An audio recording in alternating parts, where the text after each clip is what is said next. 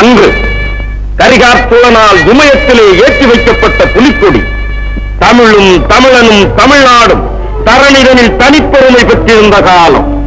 புன்னை மலர் சூடி அகிலையும் தந்தனத்தையும் தன் அழகு மேனியில் தாங்கி அன்னநடை போட்டு வரும் கட்டழகு கன்னியாம் பொன்னி நதி சோழ பூமியை சொர்க்க பூமியாக்கிக் கொண்டிருந்த நாள். படைத்திறனும் கொடைத்திறனும் படைத்த குலோத்துங்கன் ஆட்சி புரிந்த காலம். பொருட்செல்வமும் அருட்செல்வமும் பொங்கி வழிந்து வாணிபம் வளமடைந்து சிற்பக்கலை சிறந்து விளங்கியது. ஓவியக்கலை உயர்நிலை பெற்றது. இசையும் நடனமும் இல்லாத நாளில்லை. தமிழகம் தெய்வ மனமும் கலைமணமும் கமிழும் திருநாடாக திகழ்ந்த காலத்திலே ஒரு நாள், நல்லதொரு திருநாள்.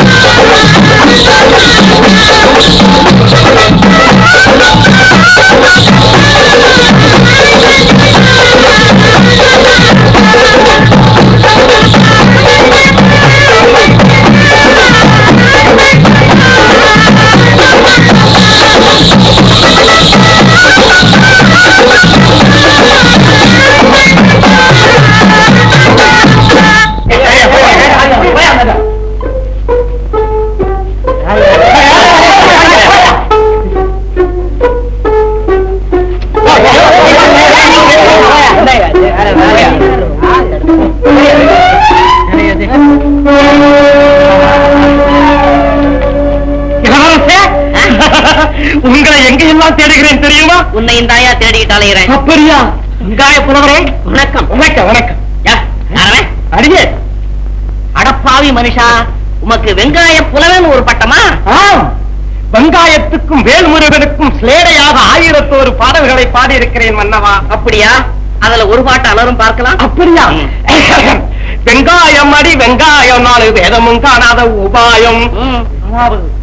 வெங்காயத்தை உரித்தாலும் கண்ணிலே நீர் வரும், வேல்முருகனை நினைத்தாலும் கண்ணிலே நீர் வரும். அப்படியாகப்பட்ட வெங்காயத்தை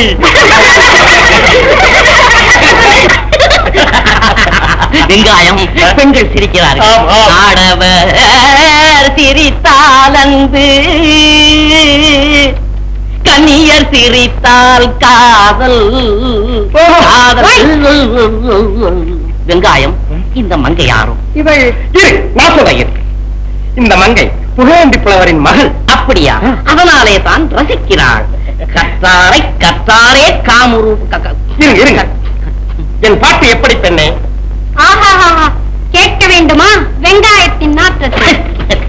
நான் இவ்வளவு நாளா கூட இருக்கிறேன், கொஞ்சம் கூட வாழ தெரியலையா? என்ன அவமரியாதையாக பேசுகிறாய்? பேசுவது மட்டுமா, கொலை குற்றத்திற்காக உங்களை தூக்கிலிட வேண்டும். கொலையா கொலையா? தமிழ் கொலை. மூவேந்தர் போற்றி வளர்க்கும் தமிழை முச்சந்தியில் வைத்துக் கொண்டு விட்டீர்களே. நாங்களா தமிழை கொலை செய்தோமா? நாம் எதை சொன்னாலும் அதற்கு நேரான அர்த்தம் செய்து கொள்ளும் புத்திசாலிகள். துடுக்காக பேசியவள் நாக்கையர் துண்டாக அறுத்து என் கையிலே கொடும். அதுதான் சரியான தீர்ப்பு. அம்பிகாபதி,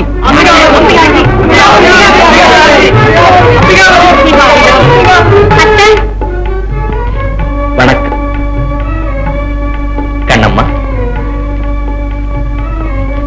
வீதியிலே நீதிமன்றம் நடத்தும் இவர்கள் யார் கண்ணம்மா? இருங்க அம்பிகாபதி, நானே சொல்றேன். இவர்தான் வேங்கி நாட்டு இளவரசர் குலசேகர கோமான். இவர்தான் வெங்காய புலவர் வேல்மணி பூமான். அது இருக்கட்டும் சீமான்களே, நாக்கை அறுக்கும்படியாக கண்ணம்மா என்ன குற்றம் செய்தார்? சிரித்தாள்.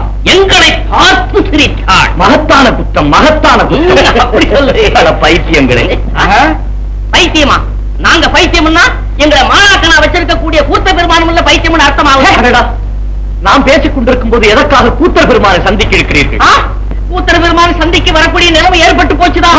அவமானம், வெங்காயம் அவருக்கு அவமானம். இது என்ன வம்பு? உங்களோடு நான் பேச தயாராக இல்லை. வா கண்ணம்மா. பேச தயாரா இல்லை என்றால் அடிப்பீரோ? அடித்து பாருங்க பார்க்கலாம். கையை ஓங்கானீர், கத்தி உடனே சண்டை செய்யும். இந்தாரும் கத்தி. இந்தாங்க. நீ சுத்த வீரனா இருந்தா முதலில் ஏதோ ஒரு தட்டு தட்டு மாதிரி.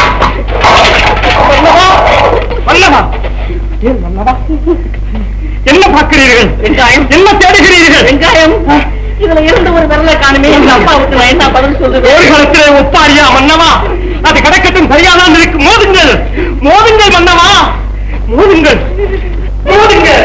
சரி, தைரியமா மோதுங்கள், தைரியமா மோதுங்கள்.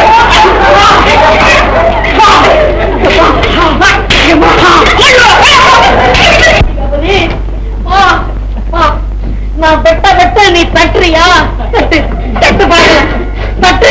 நீ சும்மா ஒரே குத்து. இப்ப குத்திர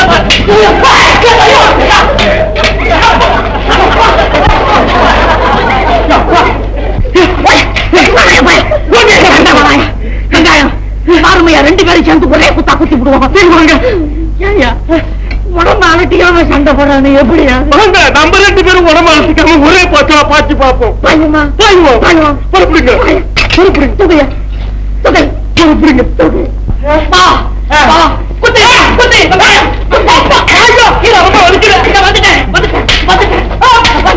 அம்பிகாபதி, இப்படி எல்லாம் அடிக்காத. கைய வலிக்குது. இவ்வளவு நேரமா தட்டுறிய இடத்துல பட்டு பூசி ரொம்ப நான் வருமா? பேசாம நில்லு. குத்த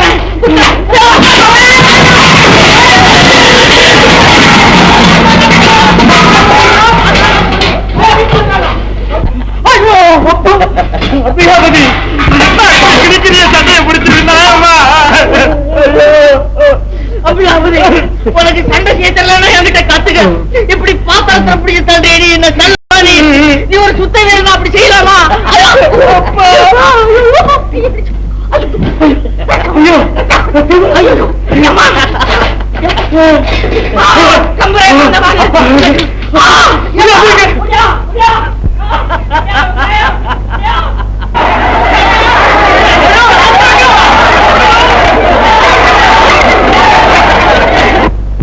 அடே அம்பிகாபதி, நீ இந்த பக்கம் வராம இருக்க போறதில்ல.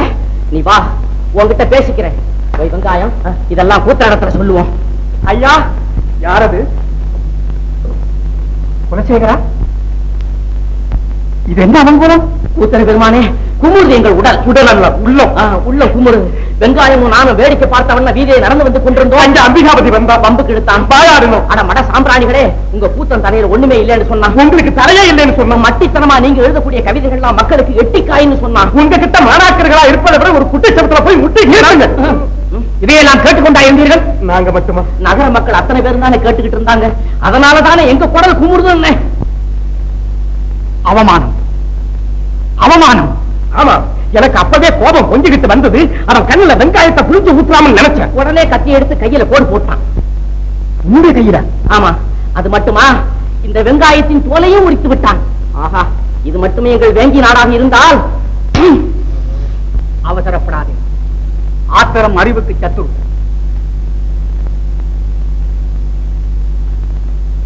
சிந்தித்து பார்த்தால் அம்பிகாபதியின் மீது குற்றமே இல்லை. ஆமா, எய்தவனருக்கு அம்பை நோவானே. அம்பா அவன் வில்லையே கொண்டுகிட்டு வரலையே, எடுத்துக்கிட்டு வரலையே. குலசேகரா, இவையெல்லாம் கம்பனின் சூழ்ச்சி. இன்றல்ல, நேற்றல்ல, புகழேந்தியின் காலம் முதற்கொண்டே அவர்களுக்கு என் மீது பகைமை உணர்ச்சி. ஒழிந்தான் புகழேந்தி, இன்னும் இருக்கிறான் கம்பன் எனக்கு எமனாக. இப்போது அவை புலவர் தலைமை பதவியை அடைந்து விட்ட ஆணவத்தினால் அரசு போகமே தரக்கூடியது என்று அகங்காரம் கொண்டு விட்டான் கம்பன். குலசேகரா, அந்த பதவியை எனக்கல்லவா அளித்திருக்க வேண்டும் இந்த மன்னன். நான் என்ன புறமையில் குறைந்தவனா அல்லது அரசனின் நன்மையை நாடாதவனா? ஈழத்து போரின் போது உங்கள் வேங்கி நாட்டு படையின் உதவியை தேடி தந்தேனே, அது எதற்காக? இவன் அன்பு வேண்டும் என்பதற்காகத்தானே. ஆமா, எங்கள் இடத்துல படை உதவி நாடுன போது இந்த சோழ நாட்டு மணிமகுடத்தை எந்த அலையில் சூட்டுறதா சொன்னீங்களே, அதற்கு முதற்படிதான் அமராவதியை உனக்கு மனமுடிக்கும் முயற்சி. குலசேகரா, நீ மட்டும் இந்நாட்டு சிம்மாசனத்தில் அமர்ந்து விட்டான் அவ்விருவரையும் புசுக்கி விடுவேன். குருவே, இப்பவே உத்தரவு கொடுங்க. என்னுடைய வேங்கி நாட்டுக்கு போய் படைகளை நான் திரட்டி கொண்டு வந்து அவங்களை நசிக்கிறேன். ஆமாங்க குருவே. மாணவ மணிகளே, பொறுங்கள். பகைவர்களை பழி தீர்க்கும் முறை இதுவல்ல. உறவாடி கெடுப்பதே உயர்ந்த ராஜதந்திரம். இல்லை, தவறு செய்பவர்களையும் அன்பால் திருத்த வேண்டும். இன்னா செய்தாரை ஒருத்தல் அவர் நான நன்மையும் செய்துவிடல் என்பதை நீ அறிய மாட்டாயா? ஒட்டக்கூத்தர் உயர்ந்த உள்ளம் படைத்தவர், தமிழ் கடலில் நீந்தி கரை கண்டவர். அவர் மனம் நோகும்படி அவரது மாணாக்கர்களை அவமானப்படுத்தியது மன்னிக்க முடியாத குற்றம். இல்லை மாமா, அத்தான் மீது தவறே இல்லை. வம்புக்கு வந்ததெல்லாம் அவர்கள்தான். இருந்தாலும் அதை கூத்தரிடமே கூறியிருக்கலாம். கண்டித்திருப்பார், அவசியமாயும் கண்டித்தும் இருப்பார்.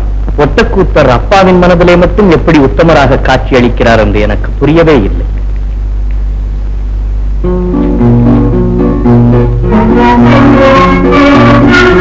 மாமா, சடைப்பு வள்ளல் வருகிறார். வாருங்கள் வாருங்கள். வணக்கம். வணக்கம் ஐயா, வணக்கம். அமருங்கள். கண்ணம்மா, ஐயாவுக்கு மோர் கொண்டு வா. ஐயா, ஏன் இவ்வளவு தூரம்? பசி. வந்தவர்க்கெல்லாம் வாரி வழங்கும் வள்ளலுக்கா பசி? ஆமா, உணவு தேவை. வயிற்றுக்கல்ல, பாடும் செவிக்கு. அம்பரின் தேனூரும் கவிதைகள் வானோருக்கும் கிட்டாத அமுதம் அல்லவா? அம்பரே, யார் இந்த பெண்? என்ன தாத்தா, என்ன தெரியவில்லையா? புகழேந்தியின் பெண். ஓஹோ, கண்ணம்மாவா? பெண்களுக்கு பார்த்து கொண்டிருக்கும் போதே பருவம் வந்து விடுகிறது ஐயா. அம்பரே, ஒரு யோசனை. என்ன ஐயா? கண்ணம்மாளை அம்பிகாவதிக்கு மனம் முடித்து விட்டால்? ஆமா, கண்ணம்மாளை மருமகளாக ஏற்றுக்கொள்வதாக புகழேந்திக்கு நான் முன்பே வாக்கு கொடுத்திருக்கிறேனே.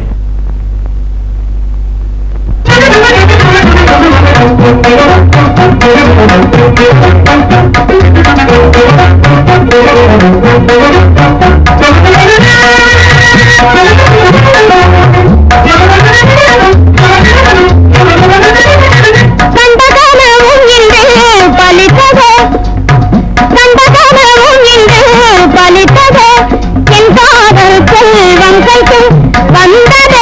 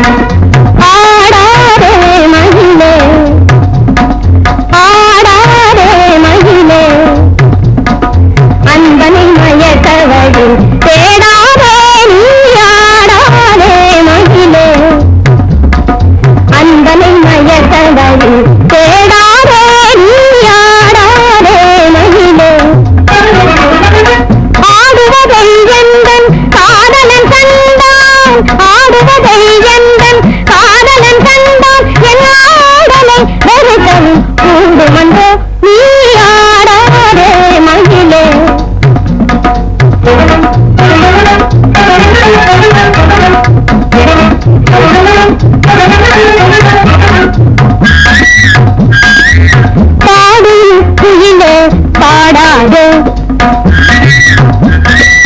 பாடு குயிலே பாடாதே என் பாட்டோடு நீ போட்டி போடாதே பாடு குயிலே பாடாதே என் பாட்டோடு நீ போட்டி போடாதே பாடு குயிலே பாடாதே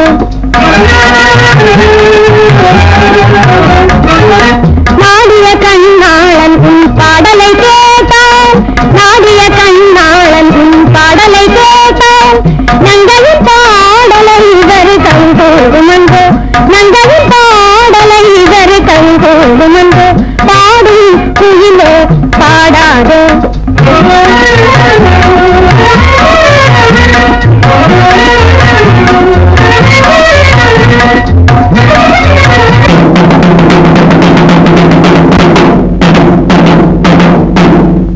இதனால் சகலமானவர்களுக்கும் தெரிவிப்பது என்னவென்றால் சோழர் குலத்திலகம் கன்னித்தமிழ் காவலர் மாமன்னர் குலோத்துங்க சோழர் ஈழத்து போரிலே வெற்றிவாக சூடி தலைநகர் நோக்கி வந்து கொண்டிருக்கிறார்.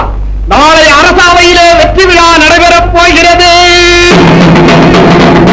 கவிஞர் பெருமானே, நாளை விழாவிலே நமது தம்பியும் பாட வேண்டும். ஆமாம் பியாபதி, ஆகட்டும் அப்பா. தம்பி, நாளை உன் கவிதை மழையிலே அத்தானி மண்டபமே ஆனந்த வெள்ளத்தில் மூழ்க வேண்டும். தங்கள் ஆசி ஐயா. ஐயா, அரண்மனைக்கு சென்று வருவோம், வாருங்கள். சரி, வருகிறேன் தம்பி.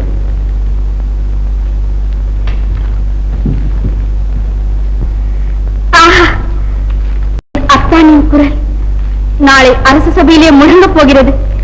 அதை கேட்ட அரசர் ஆடாத பதுமையாகி விடப் போகிறார். அத்தா, உங்கள் புலமை நாடெங்கும் பரவ வேண்டும். புகழ் திக்கட்டும் ஒலிக்க வேண்டும். காற்றுள்ள இடமெல்லாம் உங்கள் குரல் முழங்க வேண்டும். அம்பிகாபதி அகத்தியரின் மறுக்கிறது. தமிழ் கடல் அவர் கவிதைக்கு ஈடு இணையே கிடையாது என்றெல்லாம் உலகமே புகழ வேண்டும்.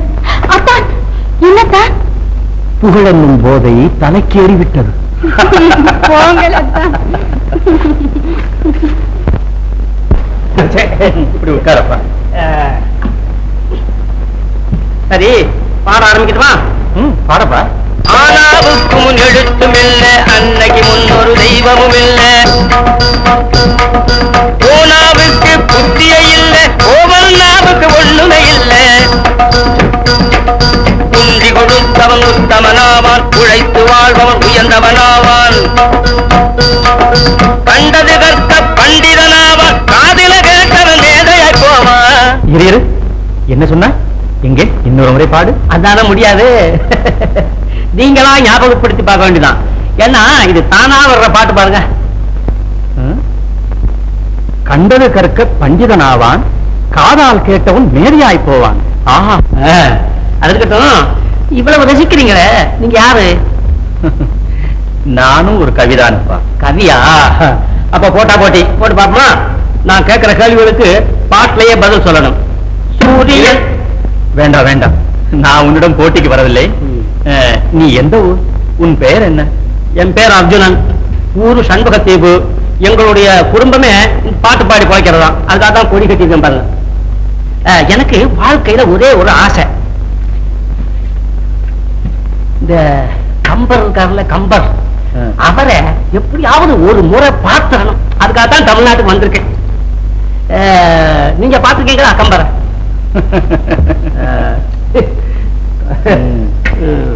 நீ சொல்கிற கம்பர் நான் தானப்பா. கம்பர் நீங்களா? பாவி, கம்பர் கிட்டயா போய் போட்டி போட போனே, போட்டி போட போனே சாமி. என்னப்பா என்ன? என்னப்பா ஏன் பயப்படுகிற? ஐயோ, உங்களை கவிச்சக்கரவர்த்தி கம்பர்னு தெரியாம நான் பாட்டு என்னென்னமோ சொல்லிவிட்டனே. நான் சரிசமா உட்கார்ந்து விட்டனே. நான் என்ன செய்வேன்? அதனால என்னப்பா? ஒரு குற்றம் இல்ல, ரொம்ப தவறு. சாமி, நீ ஒரு தவறும் செய்யவில்லையா? இல்ல, நான் தவறு தான் செஞ்சுட்டேன் சாமி. நானு உங்களோடய இங்கே இருந்தது, நான் போகவே மாட்டேன் எங்கேயும். உன்னை யார் போக சொன்னது? உன்னுடைய திறமையை கண்டு நீ என்னுடனேயே இருக்க வேண்டும் என்று நான் சொல்ல நினைத்தேன்.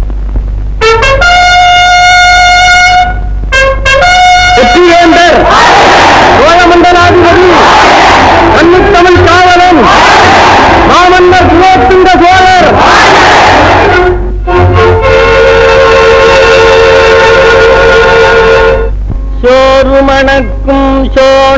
நாடா சோலி மணக்க புகழ் மணக்க பொன்னியனும் ஆதி மணக்கும் புனல் நாடா ஆதி மணக்க அருள் மணக்கும் ஈழமதில் வீறு மணக்கும் குலோத்துங்க வெற்றி மணக்க வீரம் மணக்க புவனியெல்லாம் பேரு மணக்க பிறந்தாய் நீ பேரறிஞர் போற்றி மணக்க வாழியவே வாழியவே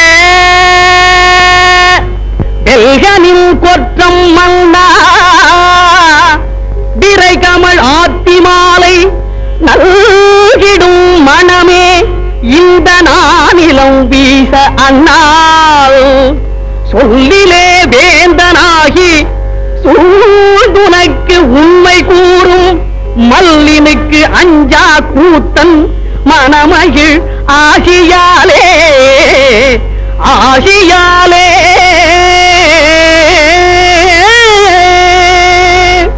வரும் பகைவர் படை கண்டு மார்பட்டு களம் புகும் மக்களை பெற்றோர் வாழ்க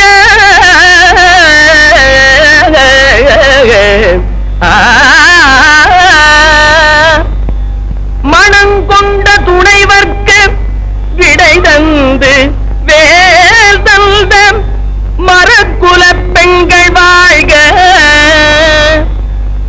உரங்கொண்டு போராடி உதிரத்தில் நீராடி அரங்காத்த உள்ளம் வாழ்க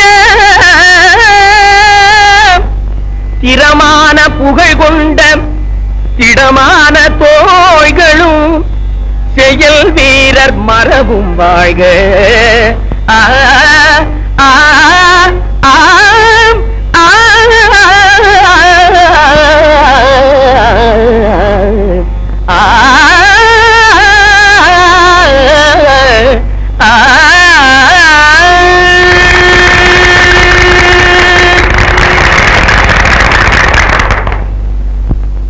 கவிஞர் பெருமக்களே, உங்கள் பாராட்டுக்கு என் நன்றி. இன்றைய வெற்றி போருக்கு அஞ்சாத வீரர்களின் செந்நீரிலே விளைந்தது. இந்த வெற்றிக்காக பாடுபட்ட அனைவருக்கும் என் வாழ்த்தையும் வணக்கத்தையும் செலுத்துகிறேன். வாழ்க தமிழகம்! தமிழ் வளர்க்கும் தார்வேந்தே, இந்த மகிழ்ச்சிமிக்க நன்னாளிலே எனது பேராவல் ஒன்று. இந்த வெற்றியின் நினைவாக ஒரு வீரனின் வரலாற்றை தமிழிலே காவியமாக பாடச் செய்ய வேண்டும் என்பதுதான் என் விருப்பம். வடமொழியிலே உள்ள வால்மீகி ராமாயணத்தை தமிழாக்க செய்தால் மிகச் சிறப்பாக இருக்கும் என்று எண்ணுகிறேன். புலவர்கள் போற்றும் புரவலனே, வற்றாத கற்பனையும் வளமான கவித்திறனும் கொண்ட தமிழகத்திலே ஒரு மொழிபெயர்ப்பு காவியத்தை ஏற்ற வேண்டும் என்பது தேவையற்ற யோசனை. அது மட்டுமல்ல அரசே, பிற மொழி இலக்கியத்தின் கருத்துக்கள் நமது இனத்தின் பண்புக்கு மாறானவை. குறளும் குண்டலகேசியும் சிலம்பும் சிந்தாமணியும் வளையும் மணியும் வையகத்துக்கீன்ற தமிழன் இன்று வேற்றுமொழி இலக்கியத்தை போற்றுகிறான் என்றால் கேட்போர் நகைப்பர். எனவே மொழிபெயர்ப்பு பிரச்சனை தமிழ் புலவர்களை இழிவுபடுத்தும் யோசனை. மன்னிக்கும், இங்குள்ள புலவர்கள் இலக்கியம் இயற்ற தகுதியற்றவர்கள். பிறநாட்டு இலக்கியம் தான் உயர்ந்தது என்று யார் கூறினார்கள்? கற்பனை திறனும் காவிய நயமும் எந்த மொழி இலக்கியத்தில் இருந்தாலும் யார் வாயிலாக வந்தாலும் அதை வரவேற்பதில் தவறல்ல. மேலும் இலக்கியம் என்பது இனம், நாடு, மொழி எல்லாவற்றுக்கும் அப்பாற்பட்டது. சிந்தித்து பாருங்கள், நாம் அனுபவிக்கும் செல்வங்கள் எல்லாம் நம் நாட்டைச் சேர்ந்தவையா? சோநாட்டு மங்கையரின் அங்கங்களிலே மின்னும் தங்கம் இங்கா விளைகிறது? இல்லை, சோழ வளநாடு சோறுடைத்து என்ற பெருமையை தேடித்தந்த பொன்னி நதிதான் இங்கு உற்பத்தியாகிறதா? இவற்றையெல்லாம் வேற்று நாட்டு செல்வங்கள் என்று வெறுப்பதில்லையே நாம்? அயலாரின் இசைக்கருவியை எடுத்து அவரின் மேலாக இன்னிசை எழுப்புகிறோம் என்றால் அது நமக்கு பெருமைதான். அப்படி இருக்க இதை எதற்காக மறுக்க வேண்டும்? அம்பிகாபதியின் கருத்தை நாம் வரவேற்கிறோம். ராமாயணத்தை தமிழாக்குவதிலே தவறில்லை. அந்த பணியை யாரிடம் ஒப்படைப்பதென்பதை சடையப்ப வள்ளலே கூறட்டும். வேந்தே, இந்த பெரும்பணியை வெற்றிகரமாக முடிக்க தகுதி வாய்ந்தவர் நமது புலவர் அவைத்தலைவர் கம்பர் பெருமான் அவர்களே. கம்பர் பெருமானே, காவியப் பணியை தாங்கள் இன்றே தொடங்குவது நன்று. மகிழ்ச்சி மன்னவா. சபை கலையலாம்.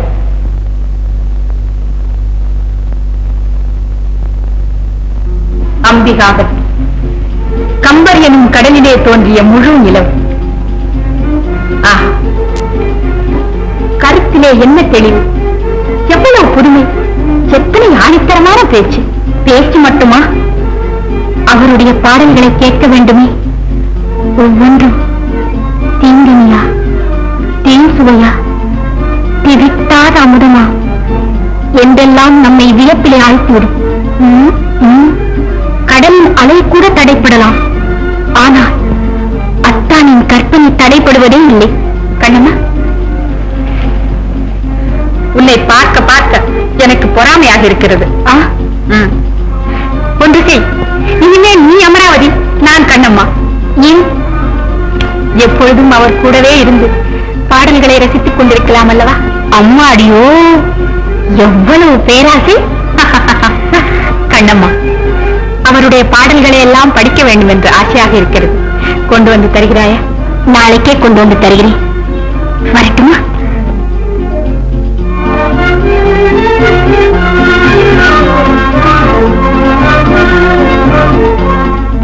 அம்பிகாவதி.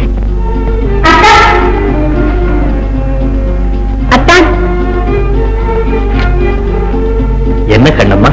அத்தான், இந்த அரச சபையிலே உங்கள் பேச்சிலே என்ன கம்பீரம், எத்தனை சுவை! மதையானையின் நடையும் மாருதத்தின் இனிமையும். ஆஹா! அத்தான், கம்பர் என்னும் கடலிலே பிறந்த முழுநிலவாம் நீங்கள். யார் அப்படி சொன்னது? அரசகுமாரி அமராவதி. அமராவதி அவ்வளவு அறிவுள்ளவளாக? ஆமாம் அத்தான், அமராவதி அறிவின் சிகரம், அழகின் இலக்கியம்.